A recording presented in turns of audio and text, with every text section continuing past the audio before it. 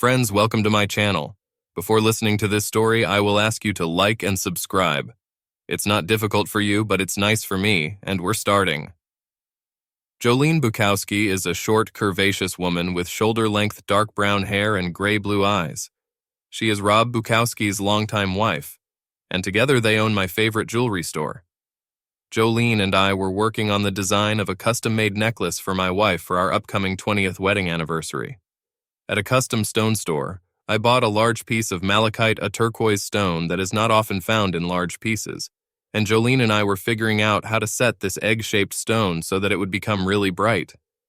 My 20th anniversary was 9 months away, but I'm one of those people who likes to finish important things early. I thought that 20 years of marriage was a lot, and I wanted my gift to reflect that. I work as a forensic accountant and earn good money, so it was not difficult for me to spend $4,200 on this gift. My wife certainly deserved it. We have lived for more than 19 years in a wonderful marriage, and since we are both over 40, I think the best is yet to come. Both of our daughters are due to go to college within the next 3 years, and we discussed all sorts of things we could do by becoming an empty nest. We enjoyed raising children, but we were also looking forward to this new and exciting stage of our lives. Jolene said it would take 4 months to create the necklace. We agreed on an advance of half the amount. I paid. She hugged me, and I returned to my office feeling like a cat that ate a canary and a sparrow for dessert. As promised, the necklace was ready in 4 months. A braided chain made of 14-karat gold perfectly matched the stone in the setting. Jolene didn't even ask if I wanted it packed in a case. I bought enough stuff there for us to discuss the lack of packaging. On the way home, I called our favorite high-end Italian restaurant and booked a table for our anniversary evening. That meant I'd have to wait another 5 months, but that was fine with me. Everything was ready. Spring in the Midwest is a wonderful time when everything starts to come alive and turn green after several months of cold and mostly gray days. While driving home, I was thinking about getting a mower out of the garage next weekend and putting the lawn around the house in order. I briefly thought about asking my daughters to help me, but quickly discarded the idea. No way in the world would 2 teenage girls miss a wonderful spring weekend helping their father with yard work.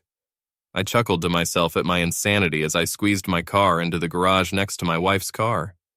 Speaking of the girls, I noticed that Mo's car wasn't parked in its usual spot at the entrance. I wondered absently if Jude was with her. When I walked in the door from the garage, there was no smell of dinner, which meant that my wife and I would either go out to eat or I would cook on the grill. I really hoped it would be the latter. I love grilling, and I especially love grilled food. All grilled dishes are tastier. Tracy was sitting in the family room with a glass of white wine in her hand. She was still wearing the outfit she wore to work, which told me that we were probably going to eat at a pretty good restaurant. "Is Jude coming with us, or is she with Mo?" I asked my wife bluntly. "The girls will be with my parents until Sunday. We need some adult time, King," she replied, taking a quick sip of wine. I admit, I was a bit of a pervert. My first thought was that we would have a romantic 2 days in bed, playing games. At 43, my wife still had a beauty that made heads turn wherever she went, and a body to match. However, the expression on Tracy's gorgeous face was far from playful. I stopped dead in my tracks, feeling that I was hit hard in the stomach. My mind started racing, trying to figure out which family member had died. "I want a divorce, Kingston," she said quietly but firmly. There was an explosion somewhere in the back of my brain. It seemed to me that I was frozen in place. It took an unknown number of seconds before my brain turned on again. What?" I asked meekly. I didn't say that my brain was fully turned on. "I want a divorce," she repeated in a strong, clear voice. I know that for a moment I was pretending to be a fish emerging from the water and gasping for air. "What? I had no idea that we had any problems. What the hell are you talking about?" I started quietly, but I finished loudly. She didn't even flinch.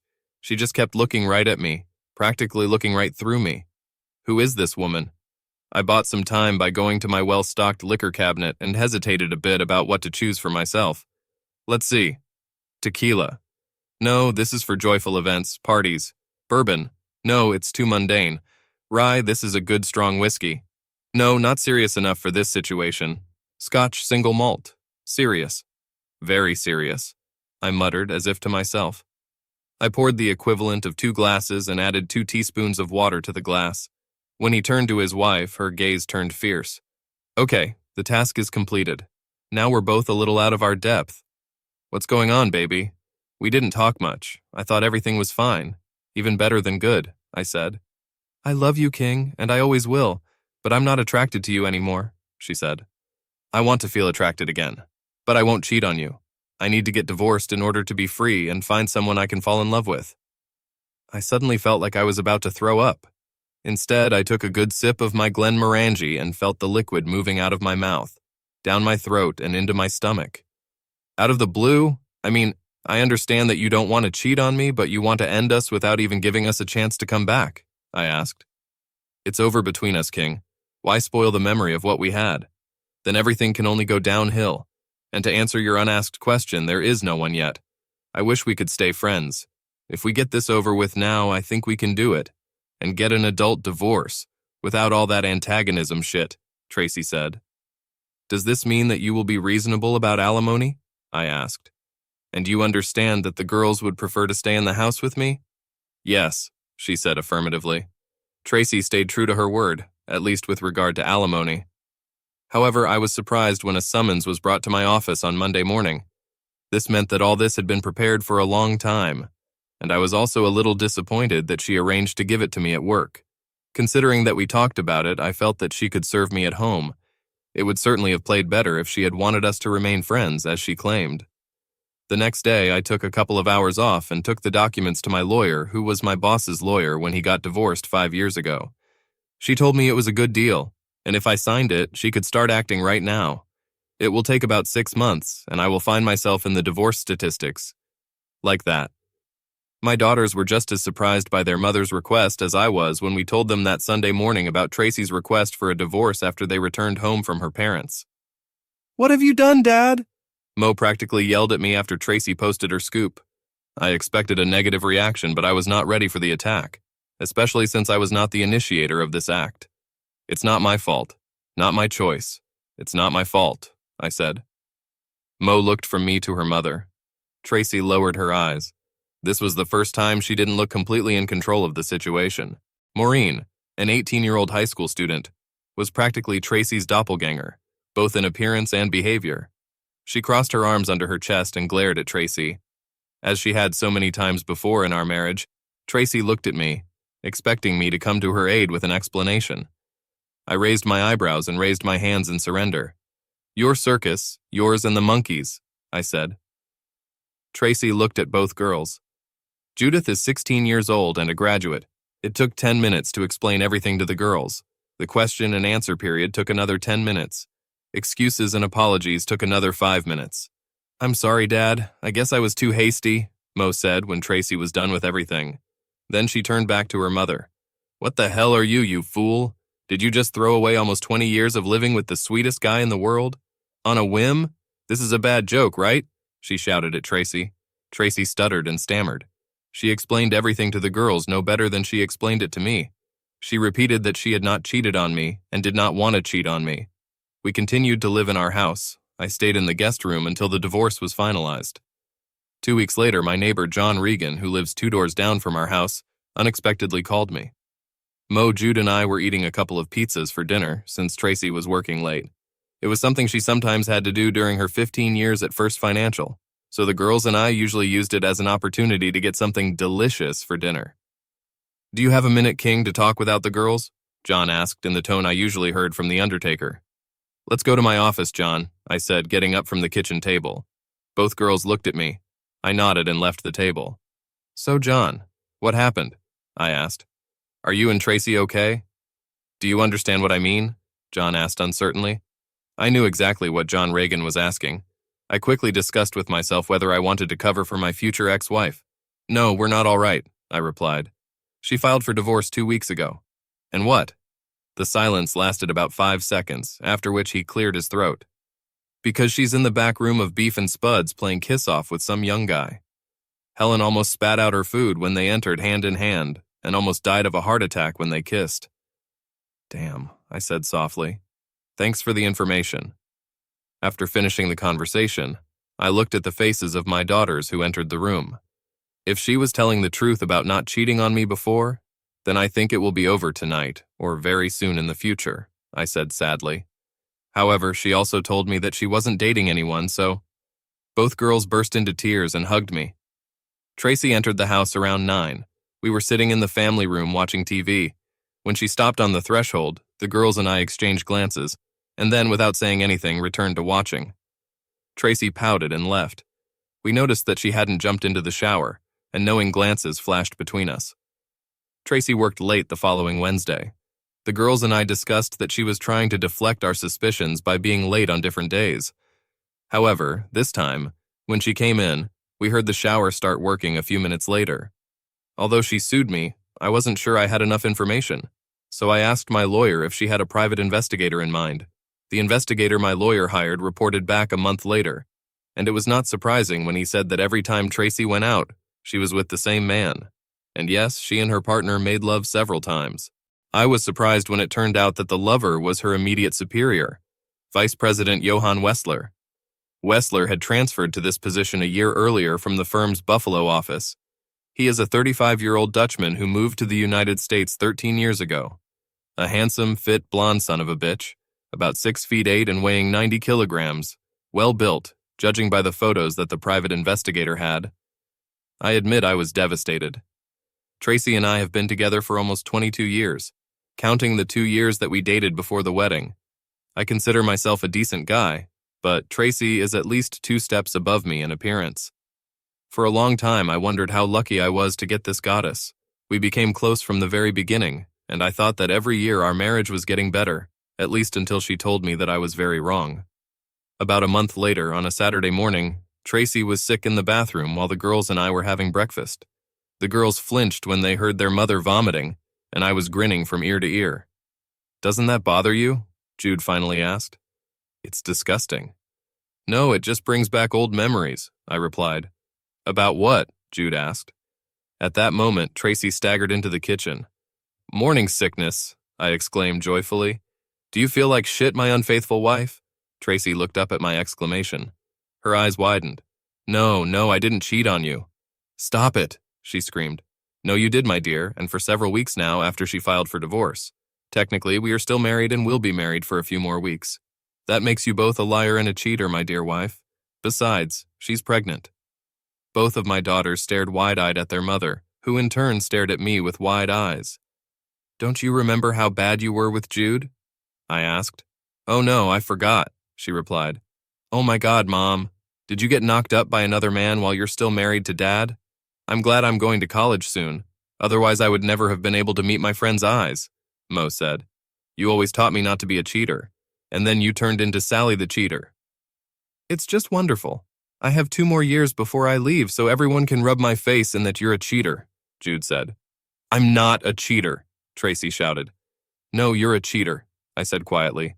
"You're divorcing me because you want to use Johann Wessler, and you couldn't even keep your legs closed until the divorce was official. I am sure that if you look at the definition of a cheater, your photo will be at the very beginning." She blushed scarlet and lowered her eyes. "You weren't even delicate about that." I can't tell you how embarrassed I was when the neighbors called to tell me about you and Wessler. All you had to do was wait 6 lousy months and it wouldn't look so bad. You told me that you didn't cheat and wanted to get divorced in order to find someone to fall in love with. Well, you definitely showed me that it's not about love. It's called lust, Tracy. The following weekend, Tracy moved in with Wessler. The girls and I helped move the boxes of her stuff into the car. I made sure to change all the locks and the code on the garage door. I didn't see Tracy again until Mo's prom, although I knew that the girls sometimes visited her. Although they were unhappy with her and embarrassed by her, she is still their mother. I never forbade them to spend time with her. Proms always get a lot of people, so Jude and I were sitting in the stands at the gym and waiting for the ceremony to begin when a very pregnant Tracy and Johann showed up. When she saw us on the podium, she walked straight towards us. I noticed several parents who knew us and felt a mixture of embarrassment, humiliation, and horror when Tracy sat next to Jude and Johann sat next to her. "Aren't we a nice little family?" I told no one in particular when the couple joined us. "Just supporting our daughter Kingston," Tracy replied formally. She looked from me to Johanna, and I knew what she was going to do. "Stop it, Tracy. Don't you dare introduce him to me here in front of everyone. Believe me, I know who he is. He looks exactly the same as in the photos and videos I've seen. I growled. She looked at me with surprise and resentment. Do you have photos and videos? Oh my God, King. Seriously? She whined. You started the game. I just played it to the best of my ability. I needed to know exactly what I was up against, I replied. At that moment, Jude raised her hand sideways in front of her face, effectively creating a barrier between Tracy and me so that we couldn't see each other. It's time for you two to act like adults here, she warned. Everyone starts looking at each other. I think they're betting on whether Dad will slap a pregnant woman in the face. That silenced us. It's bad when a 16-year-old teenager is old enough in the room. Tracy gave birth to her third daughter a few weeks before Christmas. I didn't follow it, but Jude did. Johan called her a few minutes after the birth of her stepsister Maya. She was very excited and ran up to me to show me the photo. Great, I said, trying to look interested. Apparently I didn't pretend well enough because I angered her. Great, Dad, just like an adult. It's not the baby's fault, Dad, Jude hissed. It was my turn to show my fervor. I'm glad you're happy, Jude. She's your stepsister. But to me, she's nothing more than the offspring of my cheating ex-wife. Short and clear, I hissed back. She blinked once, twice, 3 times, then wiped a tear from her face.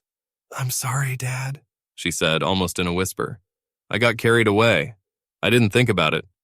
She came up to me and we hugged. Unlike Tracy, I waited until we were legally divorced before going on a first date. In fact, after the divorce, I waited about a year. She was a friend from our former circle who had been divorced for about 5 years.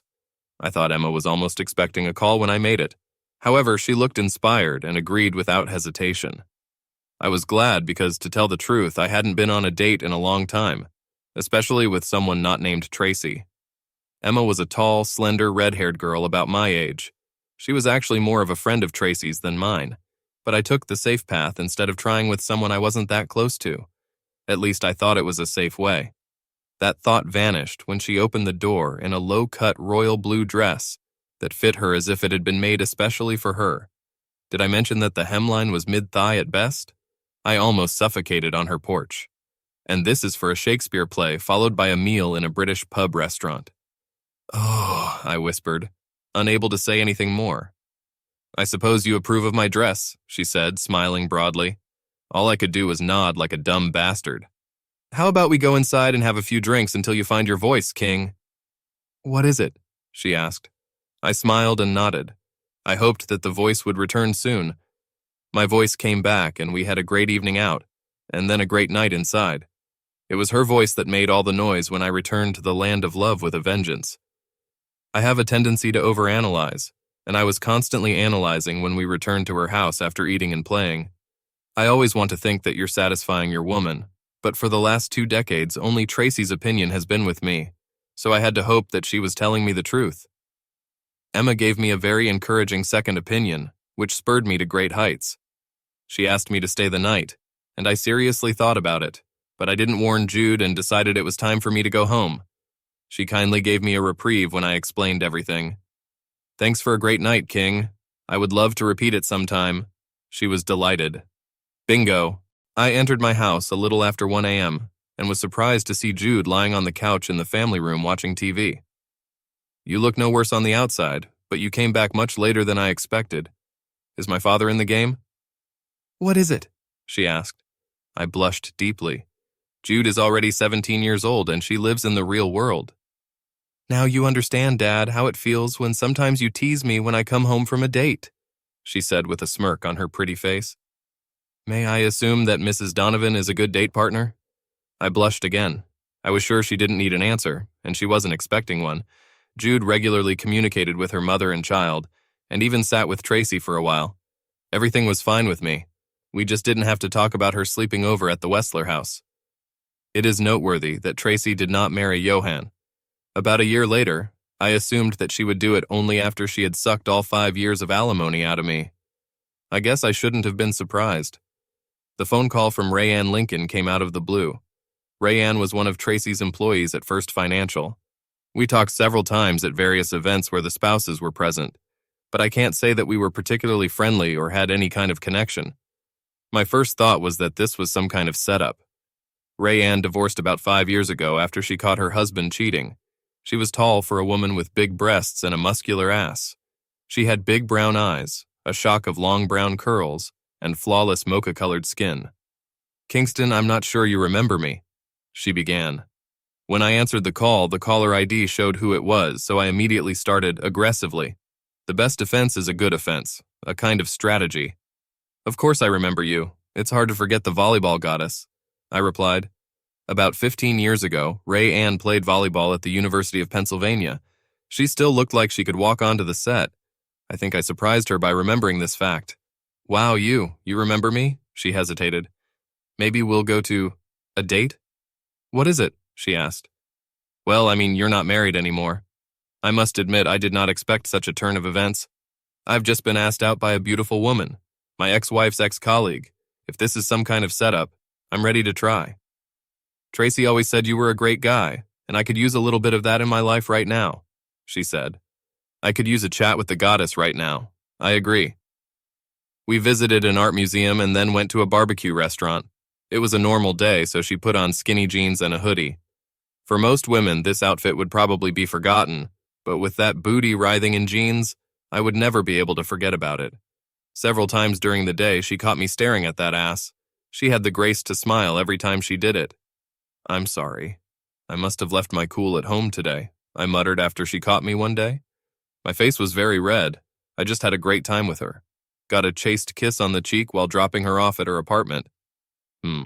Jude was part of a marching band, so over the next 2 years I ran into Tracy and Johan at several competitions. I was polite to her, but rude to him. She reproached me for it several times until I snapped back. "The bastard stole and knocked up my wife. He deserved that and more. If you guys have a problem with that, just stay away from me," I spat. "He didn't steal me. We've already been divorced," she squeaked. "You're just talking yourself into it," I replied before leaving. Johan, for his part, looked like he wanted to test me. He was a little bigger and 9 years younger, but Tracy knew me well and knew that my rage would take me far. She repeatedly urged him to just ignore me. Perhaps it was for the best, because after the divorce I began to spend even more time at the gym. I've always taken care of myself, but I've been using the gym more and more to burn off anger and fill up the free time I've had. It happened at the beginning of the second year of our lives, after the divorce, when Rayanne invited me to the first financial Christmas party. We had dated several times in the previous few months, and on the fourth date I was invited to share her bed. She knew that I had problems with my ex and Johan, but decided that I was capable of being cool enough not to embarrass her, if not even myself. I assured her that I would not do anything that would embarrass her in front of her colleagues. She promised, if I could do it, a special treat. Rayanne was the epitome of the long, cool woman in a black dress when I picked her up at her apartment on the night of the party. I'm sure my mouth watered when I walked in. She kissed me gently on the lips, promising more later she didn't want me to ruin her makeup. The first part of the evening was spent drinking and chatting with a live band in the background. I noticed that when Rayanne and I entered, several heads turned in our direction. I saw a few familiar faces, so I'm sure many people remember me from when I was married to Tracy. I'm sure tongues have been loosened, especially because I was at a party with the most beautiful woman. I didn't notice Tracy and Johan show up, but I almost ran over my ex-wife by turning away from the drinks bar for Rayanne and me. The last person I expected to see tonight. "What a pleasant surprise, Kingston," Tracy purred. "A new suit. You look very attractive." "Thanks, Tracy. Yes, a new suit. I didn't want to look like a jerk being with Rayanne. You look really good too, but then again, that's how you always look. You've always been a gentleman." "And he licked his ass well," Tracy said. "Maybe, but you know I'm not a liar. I wouldn't say it if it wasn't true," I replied. She actually looked good, maybe 5 kilograms heavier than when we were married. But the extra weight gave her a more curvaceous, more exciting look. Definitely a MILF. A mom I would blow, Engal. I excused myself and walked around her, paying attention again to all those heads that were watching our exchange. I found Rayanne and handed her a drink. She accepted it and kissed me gently on the lips again. I put my arm around her waist, then gently ran my hand over her lush ass and climbed back up to her waist. "Behave yourself," she said in a stern but calm voice. "Yes, ma'am," I said, appropriately chastised. Drinks followed dinner, and then the hall was rebuilt for dancing. 30 seconds on the dance floor showed me that Rayanne really knows how to dance, and me, at best, so-so. Nevertheless, I enjoyed watching up close how all parts of her body were swaying. We stayed there for about 30 minutes, after which we went to a table to catch our breath and have a drink. While at the bar, I saw several men approach Rayanne, and to her credit, she turned them all down. The parade of guys slowed down but continued when I returned, and to their credit, most of them played by the rules and asked me first before asking Rayanne if she wanted to dance. She took to the dance floor several times, explaining that she had obligations to several high-ranking officials of the company. I understood everything and told her to do what she had to do. I didn't like it when Johan came up to the table, grinned and asked if I minded if Rayanne danced with him. Knowing full well that he was the vice president, I nodded slightly, and he held out his hand to Rayanne. Obviously, she knew that Wessler had stolen my wife, but in this environment she realized that she could not disrespect him, so she got up and followed him to the dance floor. I carefully watched the couple dancing to fast music until my attention was interrupted by someone's hand on my shoulder. I looked up and saw that my ex-wife was studying my face. "How about giving an old friend a spin on the floor while our partners are busy?" "What is it?" she asked sweetly. "No thanks, Trace. You're my ex-wife for a reason, remember?" I hissed. "Can't we at least be friends?" "What is it?" she asked. I looked at her as if she had 2, maybe 3 heads. "I love you too much for me to even begin to like you. No, we can't be friends," I said. She looked shocked. Her mouth opened and closed twice, but no words came out before she walked away, as if in a daze. I went out on the dance floor, patted Wessler on the shoulder, and replaced him as Rayanne's partner. He was smart enough not to hesitate or make a fuss. At our table, Rayanne and 2 other women, Christy and Joni, seemed to be having fun teasing me. Christy, a divorced woman, was tall, Mediterranean-looking with a strong body, and Joni, a widow, was Nordic-looking with a boy's haircut, with breasts and an ass 1 size larger than her height, if that's possible. "So, when will we have a chance to ask Mr. Perfect out?" Christy asked. "By this time you've probably already tried Rayanne and should look for other conquests, being a red-skinned lonely guy." She fluttered her eyelashes coquettishly and then laughed along with both the others. "Tracy always said you were the perfect husband," Joni continued. "We couldn't believe she'd let you go just like that, especially for Johan's sake. What went wrong, if you don't mind our asking?" "No one expects the Spanish Inquisition, to quote Monty Python," I said. Rayanne and Christy understood the reference and grinned. Joni, who was about 5 years younger than both of the others, did not understand anything, and her face reflected it. I'm still not completely sure, although I have my suspicions. One day she tells me she doesn't love me, and a couple of days later she files for divorce. 2 weeks later, he is already meeting with Wessler. Putting one with the other, somehow I get 3. She tells me that she is divorcing me in order not to cheat on me. Then she starts making love to him and gets pregnant before we even divorced. "We all warned her about him," Christy said. "They started going to dinners together. Then the dinners began longer. We don't know if she cheated, but every time I was with him, we could see their little touches. When she was with him, she giggled like a schoolgirl. It was pathetic. Not so much anymore." "Does familiarity breed contempt?" I said, quoting an old idiom. None of the trio reacted. I took Joni to the dance floor first, then Christy. We danced a couple of songs, then returned to the table. "Okay, you two. That's all you'll get from my man. My man. Do you understand?"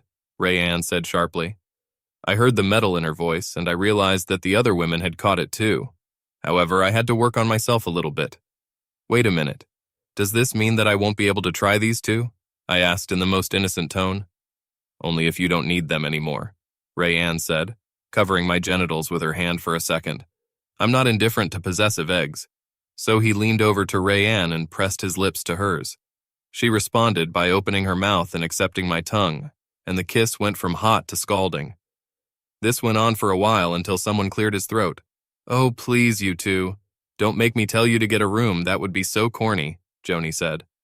"We don't need to rent a room. We both have our own homes," Rayanne giggled. Later that evening, I found out from Rayanne that she had never told Tracy about us. I had to ask about it. We're friends, but that doesn't mean I approve of all my friends' decisions. And her stupidity is my happiness, unless you're still fixated on her. She was my first love, and probably some part of me will always love her. But she is my past. "Are you my future?" I asked. She put her hands on both sides of my face.